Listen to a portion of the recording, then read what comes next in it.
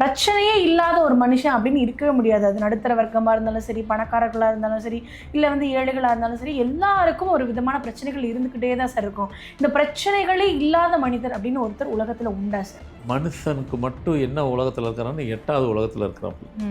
இந்த மனுஷன் 8வது உலகத்தில் இருக்கிறாருன்ற ஒரே காரணத்தால் அந்த 8க்கு பிறந்தவங்களுக்கு தான் அதை பற்றி தெரியும் அவங்களுக்கு. நான் அதனால தான் சொல்லுவேன், அந்த நம்பரில் பிறந்தவங்களுக்கு மறு ஜென்மமே கிடையாதுன்னு சொல்லுவேன். பெண்களாக இருக்கிறீங்களா, ஒன்றும் இல்லை, உங்கள் தாலிக்கொடியில் நம்பர் 5ன்னு செஞ்சு தாலிக்கொடியில் போடுங்க, ஒரு பிரச்சனையும் இருக்காது. ஆமாம், இல்லைங்க போட்ட பிரச்சனையே வராதா? வருங்க, ஒன்று தானாகவே வெண்ணெய் மாதிரி கரைஞ்சிட்டு போயிடும், சமாளிக்கிறதுக்கான சக்தி கிடைக்கும், ஈஸியாக போயிடும். 8ஆம் நம்பர் மற்றவங்க ஜென்ஸ் இருக்கிறீங்களா, கையில் 5ன்னு செஞ்சு போட்டுக்கோங்க. இல்லை சின்ன பிள்ளைங்களா இருக்கா, பெண்டன்ட் செஞ்சு போட்டுருங்க. ஏன்னாக்கா ஒரு வீட்டில் 8ஆம் தேதி குழந்தை பிறந்திருக்கு, 17ஆம் தேதி பிறந்திருக்கு, 26ஆம் தேதி பிறந்திருக்குனாக்கா அந்த குழந்த அது செல்ஃபாக டிசிஷன் எடுக்கிற காலத்தில், செல்ஃபாக சம்பாதிக்கிற காலம், அது வரைக்கும் பேரண்ட்ஸுங்களை கஷ்டப்படுத்தும். இந்த 8, 17, 26 தான் வந்துட்டு ரொம்ப லைஃபே ரொம்ப ஹார்டானது. என்ன ஹார்டு? குழந்தையில பிறக்கும்போது அதுக்கு என்ன ஹார்டு? அதான் குழந்தை பிறந்துச்சுனாக்கா பேரண்ட்ஸுக்கு தான் ஹார்டு. குழந்தைக்கு என்ன பெருசாக ஹார்டாக வந்துருப்போது? அது மோஷனே ஹார்டாக தான் போகும், அது ஃப்ரீயாகவே போகாது. அது கொஞ்சம் இது வர்ற வரைக்கும் அவ்வளோ கஷ்டப்பட்டு தான் போகும். அது அப்போவே கஷ்டப்படுத்துது. சில குழந்தைக்கு பாலே கிடைக்காது, மதர் ஃபீடே கிடைக்காது.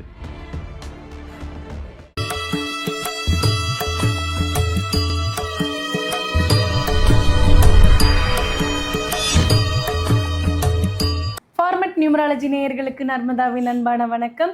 நம்மளுடைய சேனலில் தொடர்ந்து பல்வேறு விதமான ஃபார்மட் நியூமராலஜி மற்றும் ஆன்மீகம் சம்பந்தமான தகவல்கள் பார்த்துட்ருக்கோம். அந்த வகையில் இன்றைக்கி நம்ம பார்க்க போகிற இந்த ஒரு பதிவில் பிரச்சனையே இல்லாத மனிதர் அப்படின்னு ஒருத்தர் உண்டா அப்படின்றத பற்றின தெளிவான விளக்கம் கொடுக்கறதுக்காக நம்ம கூட இன்றைக்கி ஃபார்மட் நியூமராலஜியினுடைய தந்தை டாக்டர் மகா தனசேகர் ராஜா அவர்கள் இணைஞ்சிருக்கிறாங்க. வணக்கம் சார். வணக்கம்மா.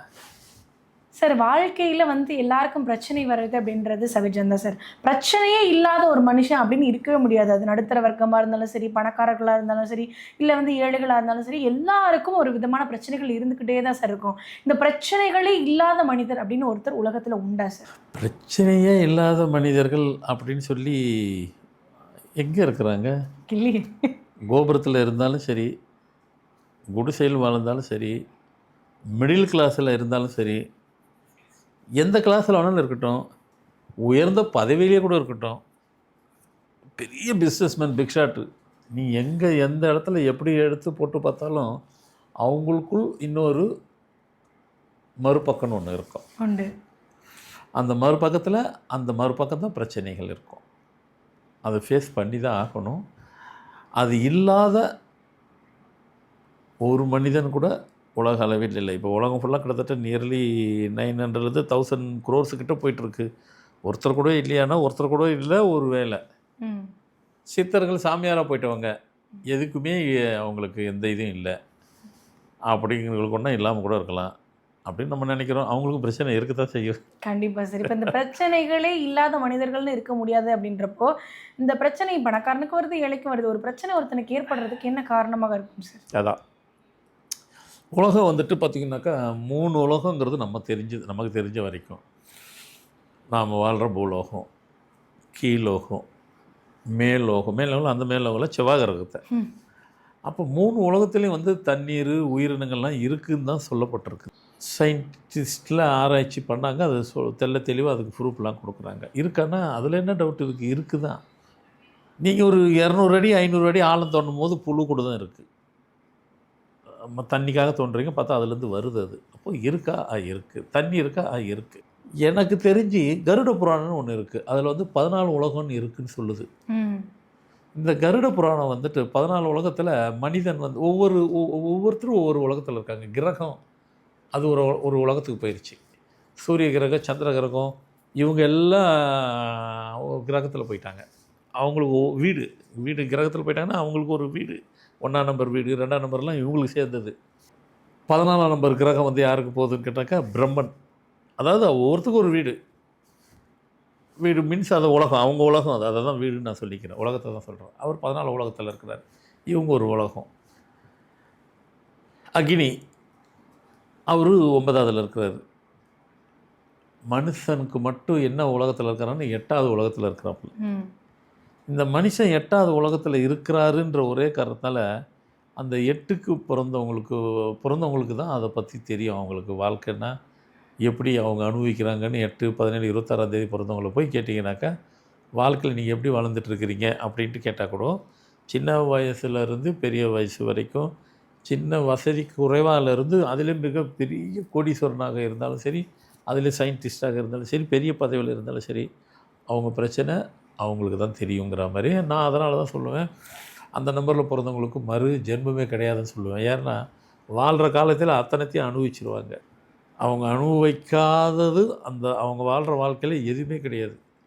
உயர்ந்த பதவியும் பார்ப்பாங்க, அவங்கள தாழ்த்தி பேசுகிறவங்களையும் கவனிப்பாங்க, பணத்தையும் உயர்ந்த இடத்துல உண்டான பணத்தையும் பார்த்துருப்பாங்க, கீழ்மட்டத்துலேருந்து வந்திருப்பாங்க, எல்லாத்தையும் பார்த்துட்டாங்க.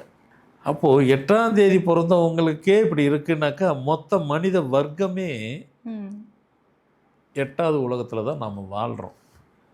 அப்போது எல்லா தரப்பட்ட மக்களும் அந்த பிரச்சனைன்றதுலேருந்து விடுபடவே முடியாது. மனித வர்க்கம் சரியாது, மனித குலமே சரியாது, யாராக இருந்தாலும் சரி பிரச்சனையிலேருந்து மீளவே முடியாது. காரணம் அவங்க வாழ்கிறது 8வது உலகம். அதனால தான் நான் சொல்லுவேன், 8ஆம் நம்பர் பிறந்தீங்கனாக்கா, சரிங்க பிறந்துட்டோங்க, எங்களுக்கு சொல்யூஷன் கொடுங்க, நாங்கள் இப்படியே வாழ்ந்துகிட்டே கழிச்சிடுறதா, நீங்களே தான் சொன்னீங்க. அதை தான் நான் சொல்கிறேன். கவலையப்படாதீங்க. பெண்களாக இருக்கிறீங்களா, ஒன்றும் இல்லை, உங்கள் தாலிக்கொடியில் நம்பர் 5ன்னு செஞ்சு தாலிக்கொடியில் போடுங்க, ஒரு பிரச்சனையும் இருக்காது. ஆமாம், இல்லைங்க போட்ட பிரச்சனையே வராதா, வருங்க, ஒன்று தானாகவே வெண்ணெய் மாதிரி கரைஞ்சிட்டு போயிடும், சமாளிக்கிறதுக்கான சக்தி கிடைக்கும், ஈஸியாக போயிடும். உங்களுக்கு பெருசாகவே வராது, அப்படியே வந்த மாதிரி ஐஸ்கிரீம் மாதிரி கரைஞ்சி போயிடும், வெண்ணெய் மாதிரி கரைஞ்சி போயிடும். உங்களுக்கு அந்த அந்த பிரச்சனைனால உங்களுக்கு பிரச்சனை இருக்காது, ஈஸியாக போயிடும்.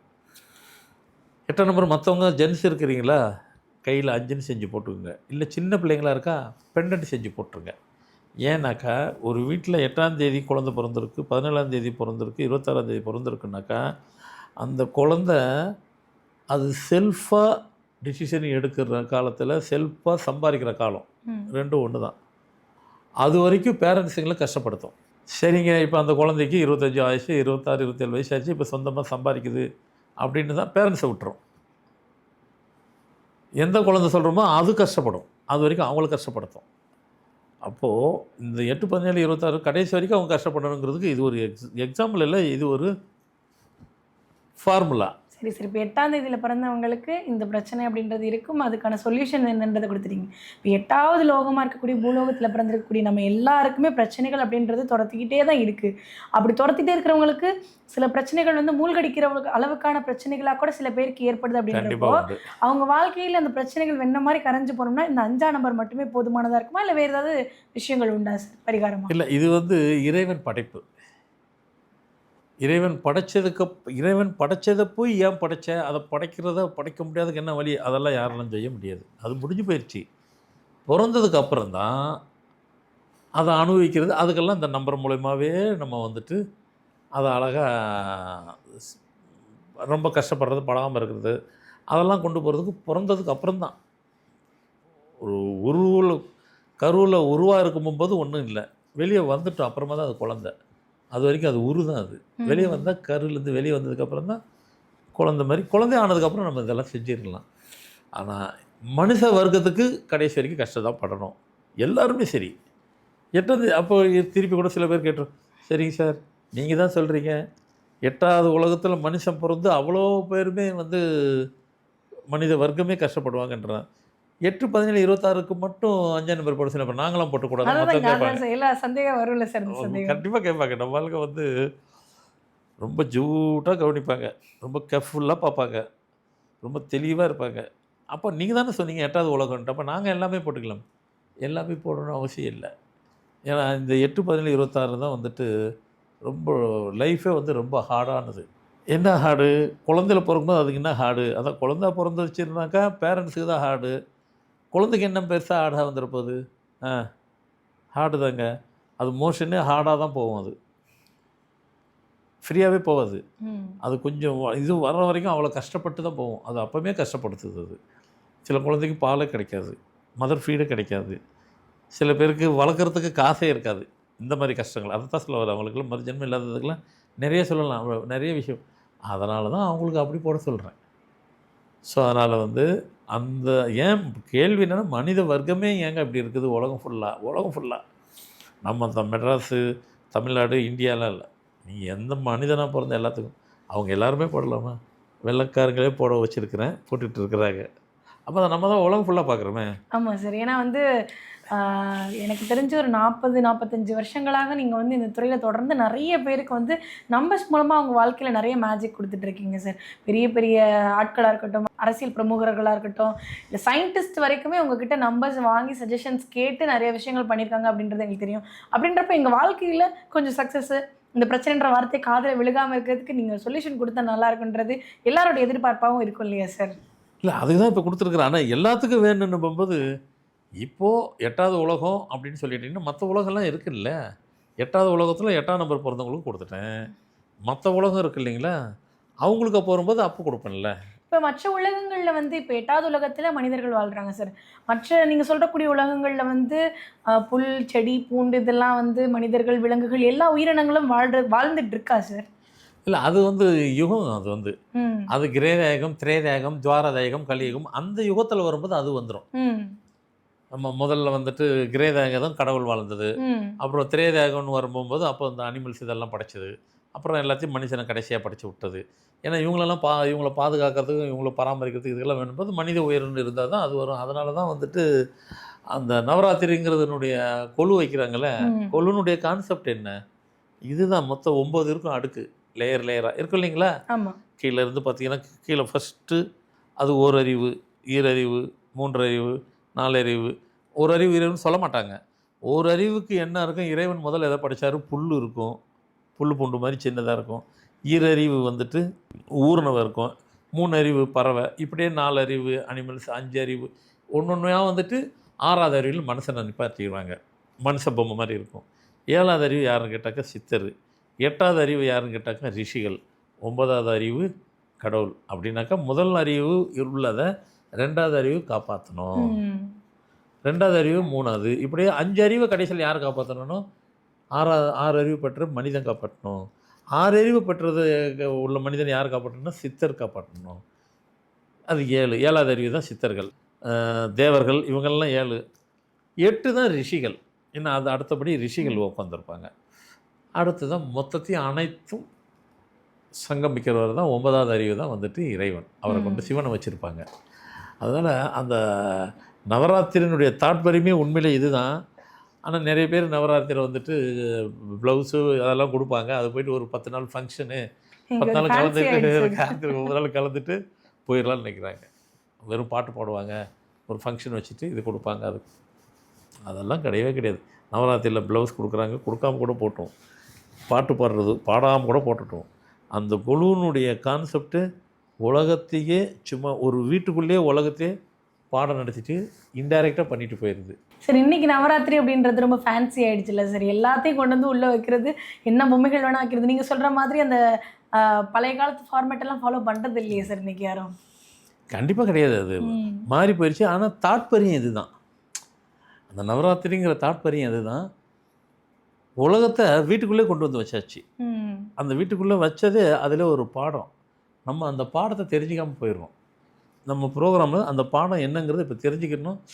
ஓஹோ, ஏன்னா நம்ம ப்ரோக்ராமில் வந்து நிறைய விஷயங்கள் தானே நம்ம கற்றுக் கொடுக்குறோம். இன்றைக்கி உலகமே எல்லோரும் பார்த்துட்டு எல்லோரும் பிரமிச்சு போகிறாங்க, ஆச்சரியப்படுறாங்க, அதிசயப்படுறாங்க. என்னென்னா நிறைய தகவல் வந்து சின்ன சின்ன தகவல் கூட ரொம்ப அழகாக தெளிவாக அழகாக கொடுக்குறீங்க. நம்ம நோக்கமே அதானே.